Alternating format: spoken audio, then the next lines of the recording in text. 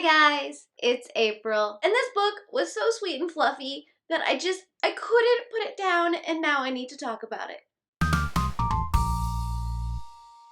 So I will do this review the same way I do all of my other reviews. I will have the non-spoilery section up front, followed by the spoil-filled dump that happens, because there are always a few things that I just want to talk about, but I don't want to spoil people who want to experience it for themselves.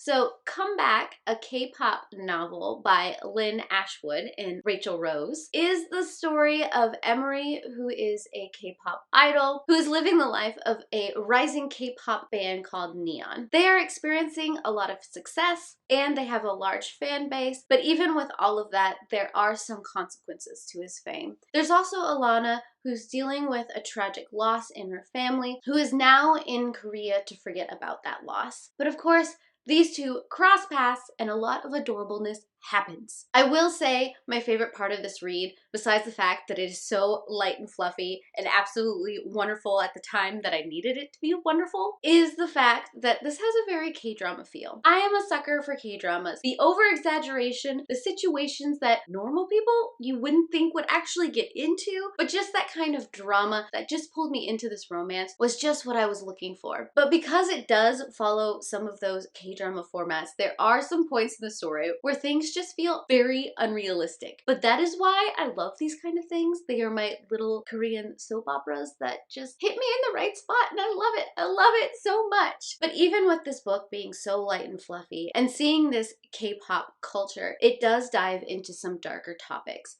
It does deal with some mental issues. It deals with suicide, grief, loss, and just the fact that these idols are under so much stress that sometimes we forget that they're human. And I love that it dived into those kind of topics. And it was good to see even these men, these boys, show real emotion. I loved seeing the group dynamic between Neon, each of the band members, and how they dealt with different situations and how they interacted with each other. It was wonderful to see. And then Alana's family in Korea, the support she had as she was dealing with a lot of this grief and loss. I liked seeing that kind of support, even though there were some very heavy topics that these characters had to go through. But like I said, even though there were some of these very heavy topics, this book was still entertaining in a way that it was a very quick, light read. You got to see a lot of Korean culture, you got to see a lot of Korean American culture. There's a glossary in the back explaining some of the words that were used throughout the book, which I enjoyed. I'm not big into the K-pop scene. My scene is more of the K-dramas, so by proxy, I have seen some of this world and heard some of the stuff that goes on in this industry. But for people who are very deep into the K-pop fandom and into the different groups and music and things like that, they will probably find a lot of references in here and nods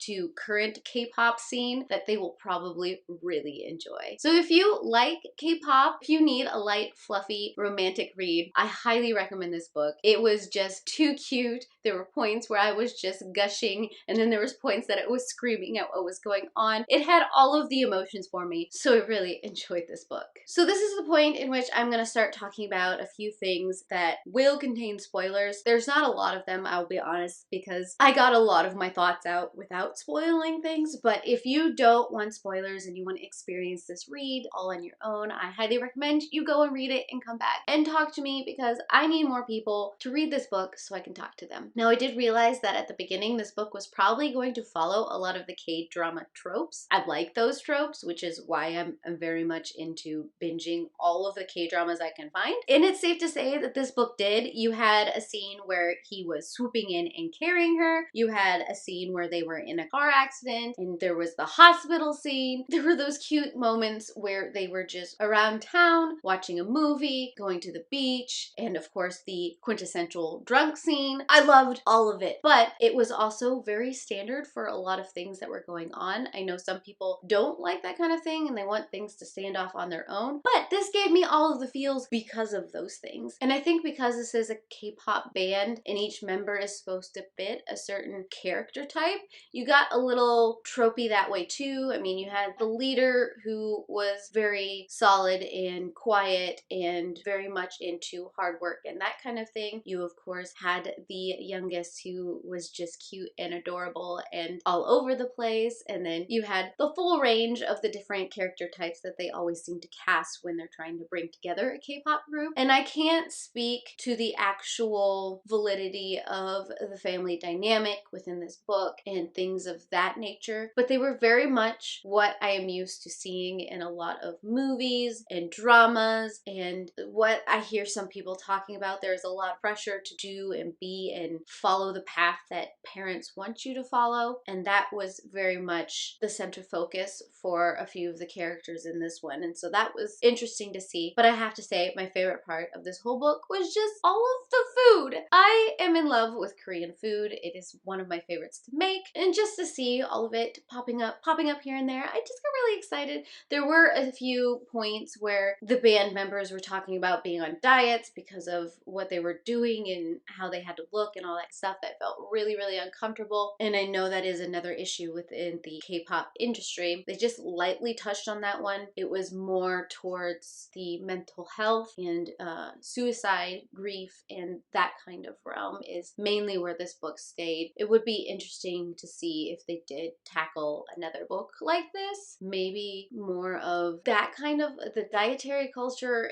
And there were points in this book where in at least Neon's company, they wanted healthy options. It wasn't like a complete cutting off of food. The fact that sometimes you only eat a plain chicken breast and maybe 2 apples a day, that's not good, and that's not something that I like to see, and I think it's something that hopefully at some point changes in that industry. But I do like the fact that this book kind of took some of those issues, the fact that we don't always remember that these idols are human, and a lot of times in the industry they're not allowed to date or even look human because they have to be available to their fans. It's hard to see some of that, and I know that's where even the entertainment industry here can do sometimes, but hopefully at some point we see a little bit of a shift in that culture. I don't know. But overall, I really enjoyed this book, guys. It was too cute and too perfect for the time that I needed it in. I just flew through it once I finally got into it, and for that, I loved it. Tell me down below what your thoughts are on this book. I would love to hear what you think. Also, if you want to stay up to date with every time I upload, subscribe down below, and I heart your beautiful faces.